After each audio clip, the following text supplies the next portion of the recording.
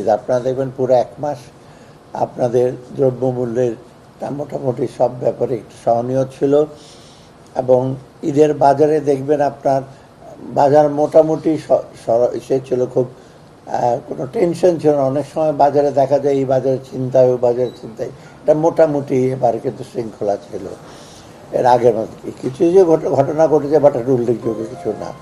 আর সবচেয়ে বড় হলো ঈদের যাত্রাটা, একটা হলো বড় একটু বন্ধ ছিল গেছে, তাছাড়াও কিন্তু রেল সেটা সব মোটামুটি কিন্তু মনিটর করে। আপনারা দেখবেন সব ইভেন মন্ত্রীরা এবং বিভিন্ন অফিসিয়ালরা ইভেন ডিস্ট্রিক্ট লেভেলে ডিসি ট্রেনও তারাও কিন্তু মনিটর করেছে, বাজার মনিটর করেছে, যাত্রীদের সেবা।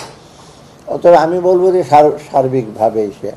আর একটা ভালো কতগুলি নিউজ, আমাদের রেমিটেন্স আসছে অনেক বেশি, এবার 3 বিলিয়নের মতো।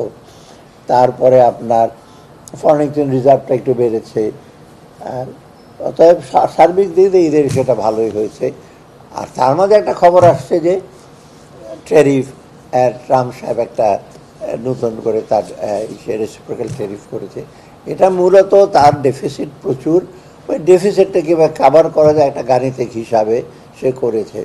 কিন্তু এটা যে একটা ইমপ্লিমেন্ট করবে, কীভাবে করবে, এটা নিয়ে যথেষ্ট প্রশ্ন আছে।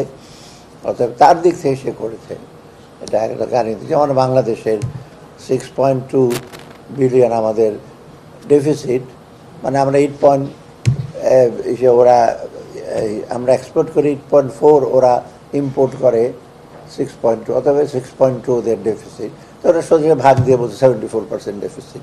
এটা একটা গাণিতিক হিসাব। এটা আমরা দেখব। আমাদের যে খুব একেবারে দারুণভাবে চিন্তিত হওয়ার তেমন কিছু কারণ নাই, সেজন্য কিন্তু আমরা খুব দ্রুত কোনো নিজার্ক রিয়েকশন দিইনি। আমরা দেখবো আমাদের ট্যারিফ স্ট্রাকচার কী, আমাদের এক্সপোর্ট ডাইভার্সিফিকেশন কীভাবে করা যায়, এই জিনিসগুলো আর কি।